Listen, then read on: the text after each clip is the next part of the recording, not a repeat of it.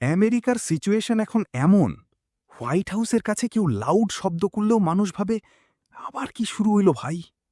White হাউসের security চেকপয়েন্টের কাছে এক বন্দুকধারী গুলি চালাইছে। তারপর ইউনাইটেড স্টেটস সিক্রেট সার্ভিস এমন স্পিডে রেসপন্স দিছে, ভাই নেটফ্লিক্সের অ্যাকশন সিনও লজ্জা পাইবে।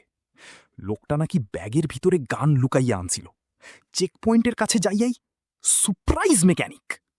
কিন্তু সিক্রেট সার্ভিসও বসে থাকার দল না, পাল্টা গুলি চালাইছে ইনস্ট্যান্টলি।